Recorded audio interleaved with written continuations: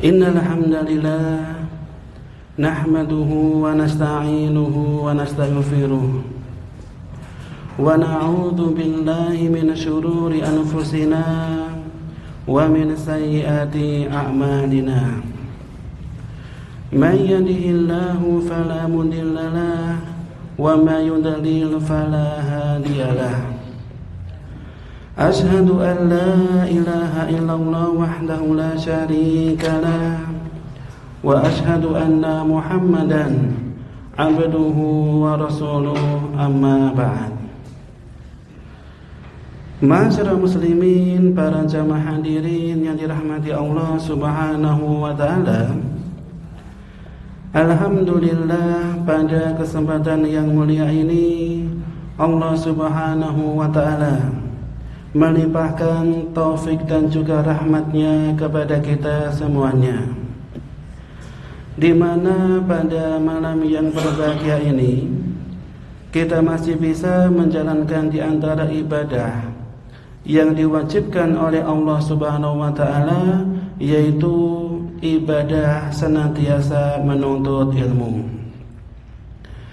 Kemudian salawat dan salam senantiasa tercurahkan kepada junjungan Nabi kita, Nabi Muhammad sallallahu alaihi wasallam, beserta keluarganya, sahabat-sahabatnya, dan juga orang yang senantiasa meniti jalannya. Ma'asyiral muslimin yang dirahmati Allah Subhanahu wa taala, insyaallah pada kesempatan yang mulia ini kita akan melanjutkan pembahasan dari kitab Minhajul Muslim, karya dari Al-Syekh Abu Bakar Jabir Al-Jazairi rahimahullahu ta'ala rahmatan wasi'ah. Dan kita masih membahas tentang bab siyam atau bab berpuasa, dan insyaallah pada pertemuan kita kali ini kita akan membahas sedikit ma yukrahu minas saumi, ya, ma yukrahu minas saumi, atau puasa-puasa yang dimakruhkan, ya, puasa yang dimakruhkan. Silakan yang bawa buku dibuka bukunya, kemudian dibacakan. Bismillahirrahmanirrahim. Qala al-mu'allifu rahimahullahu ta'ala rahmatan wasi'ah. Poin B, puasa-puasa yang dimakruhkan. Puasa makruh dilaksanakan pada hari-hari berikut. Yang pertama, puasa hari Arafah bagi orang yang melaksanakan wukuf karena adanya larangan Rasulullah SAW untuk berpuasa pada hari Arafah bagi orang yang berada di Arafah. Nah, cukup. Ma'asyiral muslimin yang dirahmati Allah Subhanahu wa taala. Jadi, pada pembahasan yang lalu telah kita jelaskan ada beberapa di antara puasa-puasa yang disunahkan dan juga puasa-puasa yang dianjurkan. Dan sekarang kita memasuki di antara puasa-puasa yang dimakruhkan, ya. Yang pertama itu adalah sebagaimana yang dikatakan oleh sang penyusun kitab rahimahullahu ta'ala rahmatan wasi'ah, siyamu yaumi Arafah liman waqafa biha linahyihi sallallahu alaihi wasallam anna saumi yaumi Arafah liman bi Arafah, ya. Jadi puasa pada hari Arafah bagi orang yang wukuf di Arafah. Ini termasuk di antara puasa yang dimakruhkan. Apa ya maknanya? Maknanya adalah sebagaimana yang kita jelaskan pada pembahasan yang lalu. Jadi puasa Arafah itu dianjurkan oleh Nabi Sallallahu Alaihi Wasallam dikarenakan memiliki keutamaan yang besar. Keutamaannya adalah yukaffir as-sanah allati qablahu was-sanah allati ba'dahu.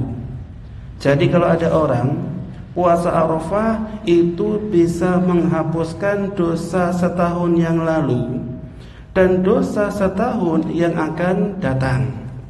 Ini keutamaan puasa Arafah. Apakah masih ingat ikhwah, puasa Arafah di sini tanggal berapa? Nah, tanggal 9 Dzulhijjah. Ini puasa Arafah. Dan dijelaskan oleh para ulama, di antaranya itu adalah Imam Nawawi rahimahullah, bahwasannya puasa Arafah ini disunnahkan bagi orang yang tidak wukuf di Arafah. Ya, bagi orang yang tidak wukuf di Arafah. Dalam artian bagi orang yang tidak sedang menjalankan ibadah haji, ini hukumnya disunahkan. Tapi jikalau ikhwah ada orang yang lagi wukuf di Arafah, maka baginya tidak boleh melakukan puasa Arafah. Karena puasa Arafah itu disunahkan bagi orang yang tidak wukuf. Ya, yang tidak wukuf. Dikarenakan orang yang wukuf itu dianjurkan untuk berbuka, tidak berpuasa. Ini sebagaimana ada suatu riwayat dari Ummul Fadl bintul Haris. Beliau mengatakan bahwasanya manusia berselisih pada hari Arafah tentang puasanya Nabi.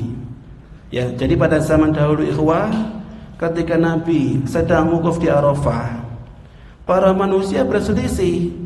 Ada yang mengatakan Nabi ketika wukuf itu puasa, dan ada juga yang mengatakan Nabi ketika wukuf itu tidak puasa. Maka ada seorang sahabat yang mengirimkan susu kepada Nabi SAW ketika beliau wukuf di Arafah. Maka Nabi SAW beliau minum susu tersebut. Ini tandanya ketika Nabi SAW di Arafah beliau tidak berpuasa, justru beliau berbuka. Jadi ini hukumnya berbeda ikhwah antara orang yang wukuf dengan orang yang tidak wukuf. Kira-kira bisa dipahami ikhwah? Bisa apa enggak? Bisa. Jadi puasa Arafah ini disunnahkan kepada siapa? Orang yang tidak wukuf. Tapi orang yang wukuf hukumnya dia tidak berpuasa, sebagaimana yang dilakukan oleh Nabi SAW ketika beliau di Arafah, beliau berbuka dan tidak berpuasa. Ini yang pertama, puasa yang dimakruhkan. Kemudian yang kedua, poin yang kedua, puasa hari Jumat secara khusus sesuai dengan sabda Rasulullah SAW, "Inna yawmal jumu'ati indakum fala tasumu illa an tasumu qablahu aw ba'dahu." Sesungguhnya hari Jumat itu adalah hari raya bagi kamu sekalian, maka janganlah kamu berpuasa pada hari itu kecuali disertai dengan puasa sebelumnya atau sesudahnya. Naam. Kemudian ikhwah yang kedua, puasa yang dimakruhkan itu adalah siyamu yaumil jumu'ah, puasa pada hari Jumat dengan niatan mengkhususkan hari Jumat dengan puasa. Ini ikhwah enggak boleh. Contohnya ikhwah, jikalau besok itu hari Jumat dan antum mengistimewakan hari Jumat dengan ibadah puasa, contohnya antum besok puasa, itu tidak dibolehkan. Ya, tidak dibolehkan. Kenapa ikhwah? Dikarenakan hari Jumat itu adalah hari rayanya kaum muslimin, dan Nabi SAW tidak membolehkan berpuasa di hari Jumat. Ya, khusus hari Jumat itu enggak boleh. kecuali diikuti sehari setelahnya ataupun sehari sebelumnya, itu boleh. Ya, contohnya jikalau ada orang berpuasa, dia berpuasa hari Kamis dan Jumat, itu boleh.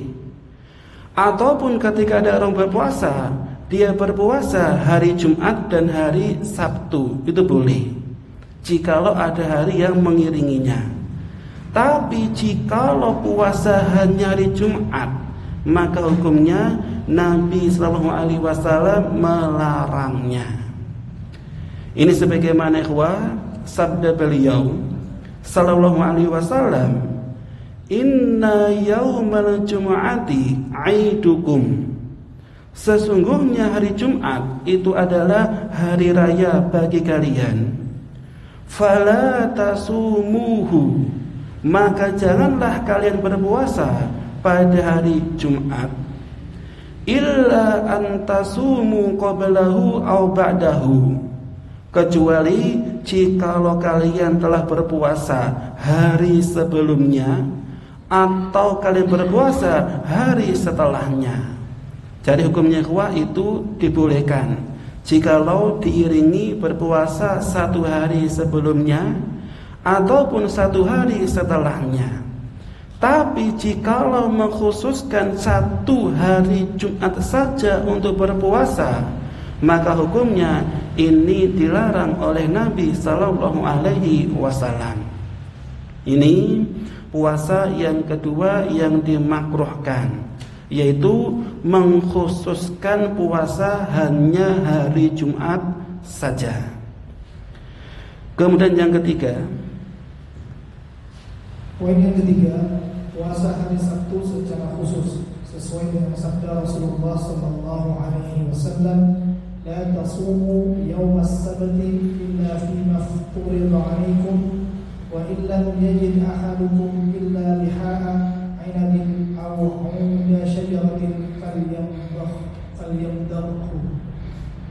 Janganlah kamu sekalian berpuasa pada hari Sabtu kecuali puasa yang diwajibkan atas kamu sekalian.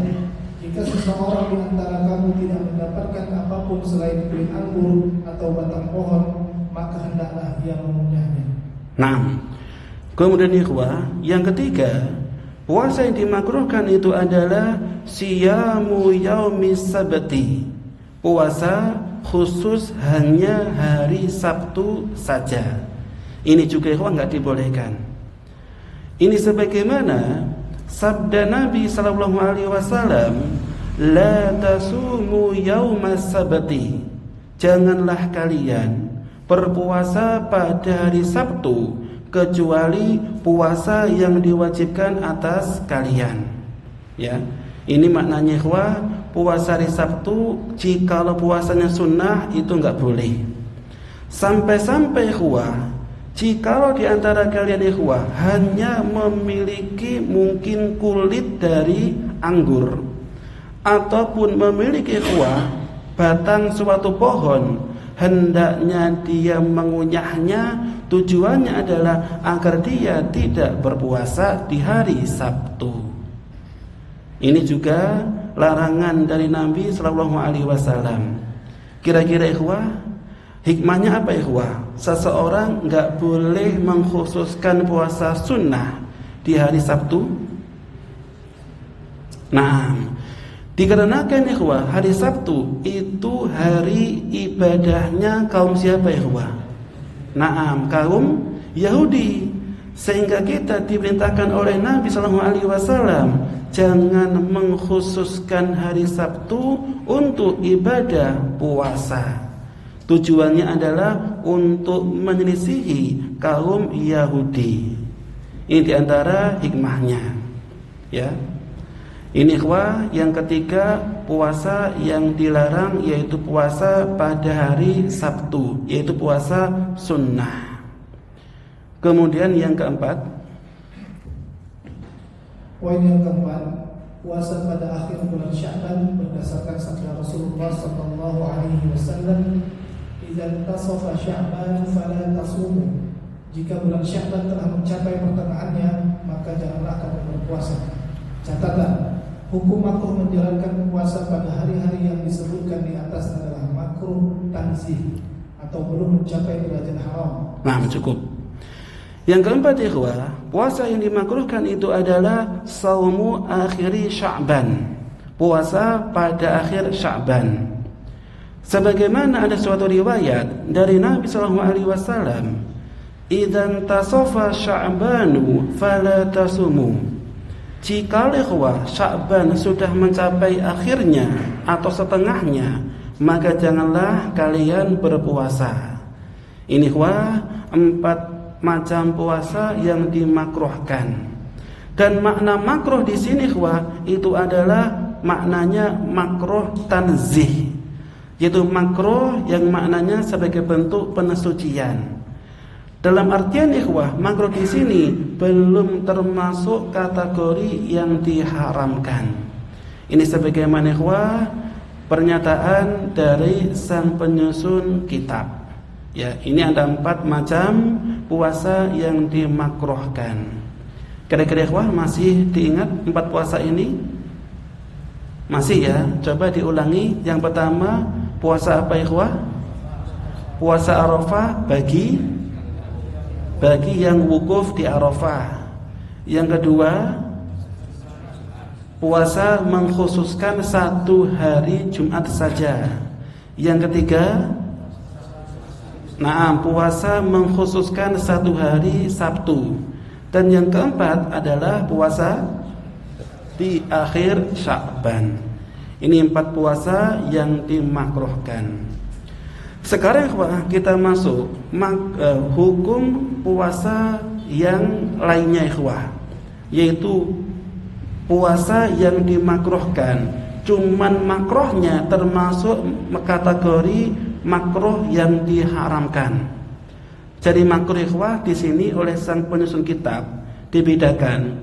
Ada yang namanya makruh yang enggak sampai haram, namanya adalah makruh tanzih. Dan juga ada ikhwah makruh yang diharamkan, itu adalah makruh tahrim. Jadi makruh itu ada 2 macam. Tanzih belum sampai kategori haram. Kalau makruh tahrim sudah masuk kategori perkara yang diharamkan.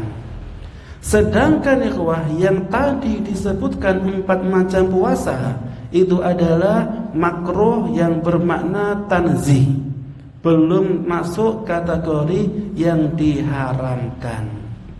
Nah, sekarang kita masuk ikhwah puasa yang dimakruhkan tapi termasuk kategori makruh yang diharamkan. Silakan dibaca kelanjutannya. Sedangkan makruhnya puasa pada hari-hari yang akan disebutkan selanjutnya adalah makruh tahrim, yaitu yang diharamkan. Yang pertama, puasa wisol, yaitu berpuasa selama 2 hari atau lebih tanpa berbuka sama sekali. Hal ini berdasarkan sabda Rasulullah SAW, "La tuwasilu," janganlah kamu melakukan puasa wisol. Dan sabda beliau, "Iyyakum wal wisol," jauhilah puasa wisol. Nah, kemudian ikhwah, puasa yang dimakruhkan dan masuk kategori diharamkan. Yang pertama itu adalah puasa wisol. Ya, puasa wisol. Pernah dengar atau belum ikhwah puasa wisol ini? Ada yang belum, ada yang pernah. Maknanya apa ikhwah puasa wisol? Jadi puasa wisol itu artinya adalah menyambungkan puasa ke hari berikutnya tanpa berbuka di malam hari. Ya, menyambungkan ibadah puasa ke hari berikutnya tanpa berbuka di malam hari. Contohnya ikhwah, ketika ada orang puasa hari ini, dia tadi enggak berbuka, tapi puasanya dilanjutkan sampai besok. Dan kalau dia masih mampu, besoknya ketika sudah maghrib atau sudah terbenamnya matahari, dia enggak berbuka, tapi tetap puasa sampai lusanya. Sehingga dia berpuasa selama 2 hari secara berurutan, atau 3 hari atau lebih tanpa ada jeda berbuka. Dan ini namanya adalah puasa wisol. Ya, puasa wisol. Dan puasa wisol ikhwah itu dilarang dalam syariat. Kenapa dilarang? Ada dua sebab. Yang pertama itu adalah dikarenakan Nabi Shallallahu Alaihi Wasallam melarang umatnya untuk melakukan puasa wisol. Sebagaimana sabda beliau Shallallahu Alaihi Wasallam, la tuwasilu, janganlah kalian melakukan puasa wisol. Ini adalah larangan dari Nabi Shallallahu Alaihi Wasallam. Sehingga ikhwah, jikalau ada larangan dari Nabi, maka hukumnya itu adalah haram. Ini sebab pertama kenapa puasa wisol itu tidak dibolehkan. Dan sebab yang kedua ikhwah, kenapa puasa wisol nggak dibolehkan? Dikarenakan ikhwah ini bisa memudorotkan bagi orang yang berpuasa. Ya, bisa memudorotkan. Coba ikhwah antum bayangkan ikhwah, puasa 1 hari sudah banyak sekali orang mengeluh, orang badannya sudah lemes. Lebih-lebih ikhwah, jikalau puasa dalam waktu 3 hari atau dalam waktu 1 pekan tanpa berbuka dengan makanan sedikit pun, dan ini ikhwah bisa membahayakan keselamatan dan kesehatan orang yang berpuasa. Ya, dan agama Islam ikhwah itu menjelaskan la darara wa la dirar. Enggak bolehkan membahayakan diri sendiri dan enggak bolehkan membahayakan orang lain. Jadi ini ada 2 hikmah kenapa kita enggak dibolehkan melakukan puasa wisol. Kalau istilahnya orang Jawa ikhwah, itu puasa apa namanya? Ngebleng. Ya, puasa ngebleng, ini orang Jawa. Puasa ngebleng yaitu puasa di mana orang yang berpuasa sama sekali enggak berbuka. Ya, bisa mencapai 3 hari. Bahkan ada ikhwah, enggak tahu ya ini benar atau salah, sampai ada yang berpuasa selama 7 hari. Dan ini ikhwah hukumnya tidak dibolehkan dalam syariat agama Islam. Ya, ini ikhwah yang pertama, yaitu puasa wisol. Kira-kira Mas Riko, ketika ada orang enggak makan dalam waktu 3 hari, itu sehat atau membahayakan baginya? Enggak sehat. Nah, jadi hukumnya enggak dibolehkan. Nah, ini ikhwah puasa yang pertama. Yang kedua ikhwah, silakan dibaca. Poin yang kedua, puasa pada hari yang meragukan atau yaum syak, yaitu pada tanggal 30 Sya'ban, sesuai dengan sabda Rasulullah sallallahu alaihi wasallam, man shama yaum syakki. Dan puasa ini ikhwah biasanya jatuh pada tanggal 30 Sya'ban. Ya, jatuh pada tanggal 30 Sya'ban. Habis Sya'ban ikhwah, bulan apa kira-kira? Habis Sya'ban, bulan Ramadan. Lah kenapa ikhwah kita enggak dibolehkan puasa pada tanggal 30 Sya'ban? Dikarenakan ikhwah, contohnya sekarang tanggal 29 Sya'ban, besoknya tanggal 30. Maka hukumnya ikhwah, besok itu kita enggak boleh untuk berpuasa. Kenapa ikhwah? Karena besok itu hari di mana hari itu masih diragukan. Apakah besok sudah masuk Ramadan? Apakah besok masih tanggal 30 Sya'ban? Ini hari yang meragukan. Sehingga hukumnya ikhwah, jikalau harinya itu meragukan, kita enggak boleh berpuasa di hari yang meragukan ini, yaitu hari pada tanggal 30 Sya'ban. Bisa dipahami ikhwah ini? Kenapa dinamakan puasa syak atau ragu? Bisa ya? Kalau bisa coba diulang lagi. Siapa yang ulangi kira-kira? Monggo. Mas Ali, coba Mas Ali.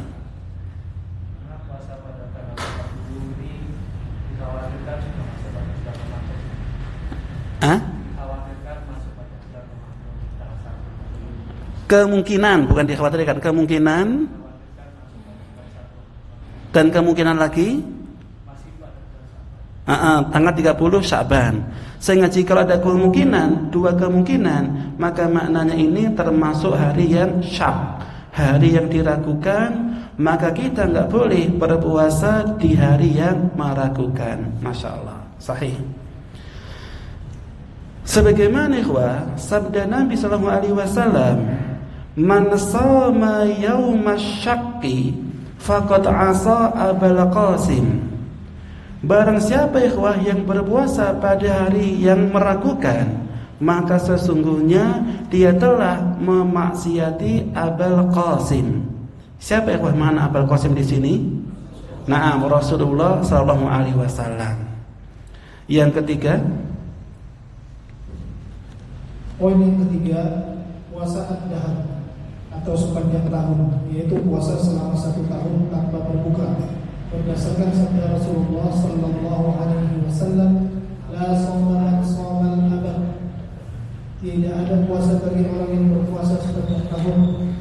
Dan sabda beliau, man shamal abada fala shawma wala afṭar. Barang siapa yang berpuasa sepanjang tahun, maka ia tidak berpuasa dan tidak pula berbuka. Nah, yang ketiga ikhwah, puasa yang diharamkan itu adalah shaumud dahr, puasa dalam 1 tahun penuh. Maknanya ikhwah, jangan dipahami ikhwah, maknanya dalam 1 tahun sama sekali enggak makan, bukan seperti itu ikhwah. Kira-kira mampu enggak ikhwah orang 1 tahun enggak makan? Enggak ada ikhwah, mustahil. Ya, 1 hari saja sudah merasa sangat lapar, lebih-lebih 1 tahun.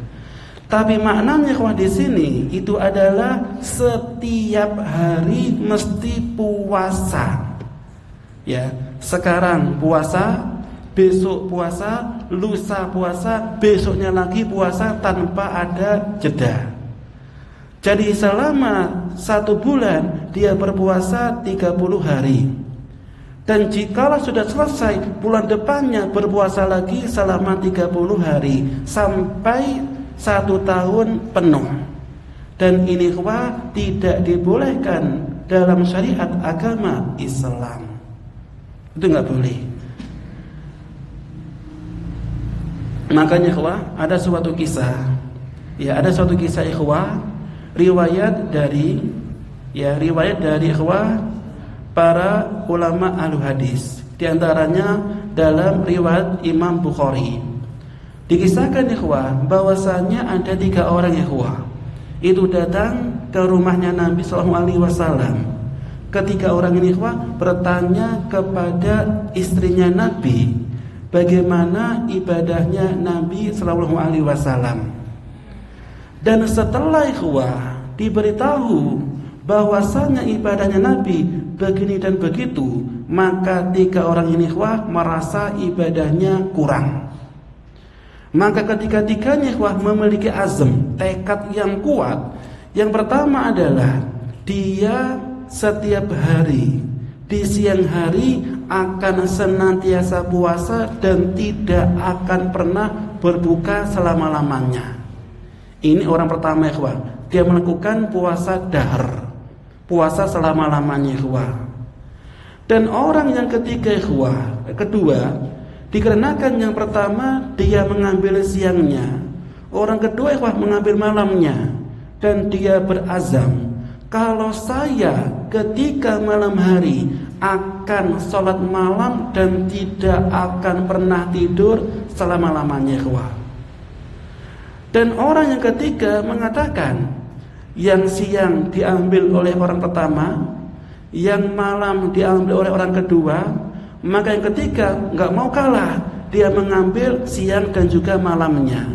Dan dia bertekad tidak akan pernah menikah selama-lamanya. Antum milih yang mana ikhwah? Jangan ikhwah, jangan milih salah satunya, itu enggak boleh. Kenapa ikhwah? Mereka bertiga melakukannya, tujuannya itu adalah ikhlas ingin mendekatkan diri kepada Allah Subhanahu wa ta'ala. Tapi Nabi Sallallahu Alaihi Wasallam ketika mengetahui mereka mengatakan perkataan seperti itu, bukannya Nabi bahagia, Bukannya Nabi merestui, tapi Nabi justru beliau mengingkari.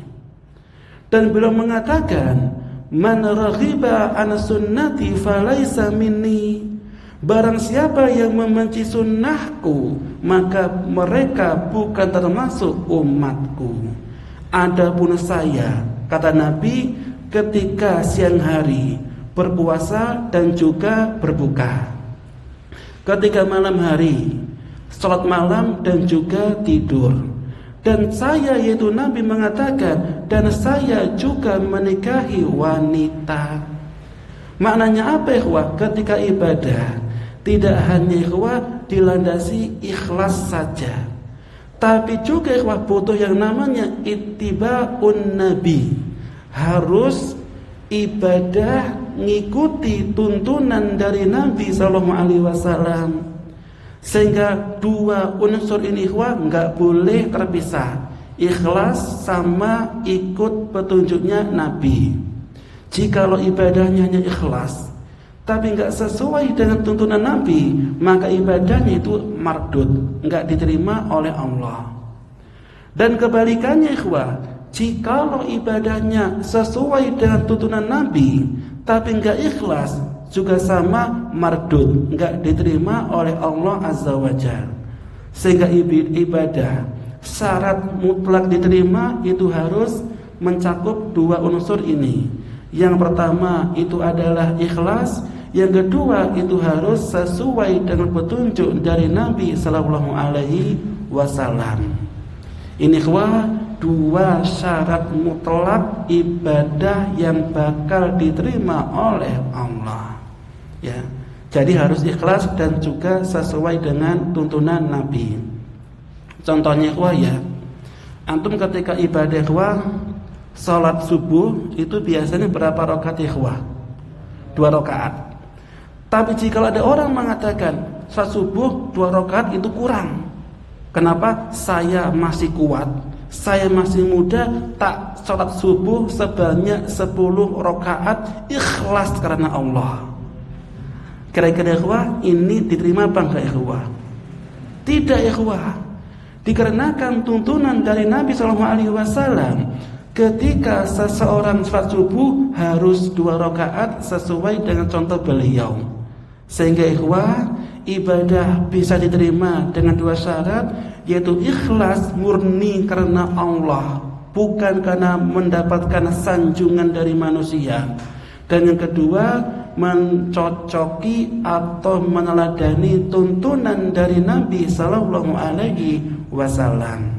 Ini 2 syarat mutlak suatu ibadah. Nah, yang keempat, silakan dibaca. Poin yang keempat, puasa seorang istri tanpa izin suaminya pada saat suaminya berada di sisinya, sebagaimana Rasulullah sallallahu alaihi wasallam bersabda, la tasumil mar'atu yawman wahidan wa zawjuha syahidun illa biiznih. Qala waqi' illa Ramadan. Seorang istri tidak boleh berpuasa walaupun 1 hari sedangkan suaminya ada di sisinya kecuali dengan izinnya. Waqi' berkata, kecuali puasa Ramadan. Nah, yang keempat, ikhwah, puasa yang dimakruhkan, yang termasuk puasa yang diharamkan, itu adalah saumul mar'ah bila idzni zaujiha wa huwa hadir. Puasa seorang wanita tanpa ada izin atau restu dari suaminya. Ya, ini nggak boleh, ikhwah. Contohnya, jikalau ada seorang istri, dia sudah rumah tangga dan memiliki seorang suami, dan istrinya, ikhwah, dia ingin puasa sunnah, contohnya puasa Senin Kamis, atau puasa Ayyamul Bid, atau puasa Daud. Maka hukumnya, ikhwah, dia nggak boleh puasa sunnah kecuali harus minta izinnya suami. Ya, harus minta izinnya suami. Jikalau tanpa izin suaminya, ikhwah, maka puasanya bisa dikatakan puasa yang dilarang oleh syariat. Itu nggak boleh. Ya, jadi seorang istri wajib izin kepada suaminya jikalau dia berpuasa sunnah. Tapi jikalau ikhwah puasanya itu adalah wajib, contohnya puasa Ramadan, itu boleh tanpa izin suami. Jadi yang izin itu hanya khusus puasa sunnah. Dan ini ikhwah ketika suaminya ada di sisinya, alias suaminya mendampingi dia ketika di rumahnya, itu hukumnya harus izin. Tapi jikalau suaminya ikhwah tidak ada di sisinya, contohnya suaminya safar, atau mungkin suaminya ada kerja di luar kota, kira-kira ikhwah, jikalau istrinya dia mempuasa sunnah, itu boleh apa enggak ikhwah? Nah, jadi jikalau suaminya itu safar atau di luar kota, maka sang istri boleh berpuasa sunnah tanpa izin dari suami. Nah ini ikhwah khusus untuk pasangan suami istri. Ya, itu harus ada izinnya jikalau puasa sunnah.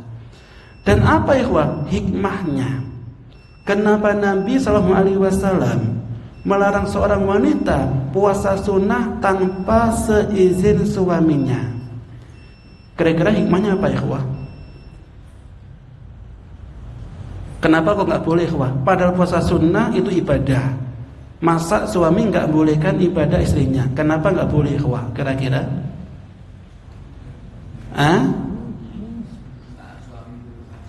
Nggih, masya Allah. Jadi melayani suami hukumnya wajib. Lah itu, melayani suami hukumnya wajib. Ya. Sedangkan puasa sunnah hukumnya sunnah, sehingga ketika wajib ketemu sunnah, maka itu namakan itu adalah wajib. Lah itu, sehingga melayani suami, khidmah kepada suami hukumnya wajib, sehingga ketika seorang istri ingin puasa sunnah harus atas izinnya suami. Baru kalau dibolehkan silakan puasa. Tapi jika suami nggak ridho, nggak membolehkan, maka hukumnya seorang wanita dia mengikuti suaminya. Ya, ini di antara hukum yang harus kita ketahui, terutama bagi seorang yang sudah berumah tangga. Jadi, ketika seorang istri puasa sunnah harus minta izin suami. Tapi jikalau sang istri melakukan puasa wajib, itu tanpa izin suami dibolehkan. Sekian ikhwah yang bisa kita sampaikan. Mudah-mudahan bisa bermanfaat, dan kita tutup dengan doa kafaratul majelis. Subhanakallahumma wa bihamdika asyhadu an la ilaha illa anta. Wassalamualaikum warahmatullahi wabarakatuh.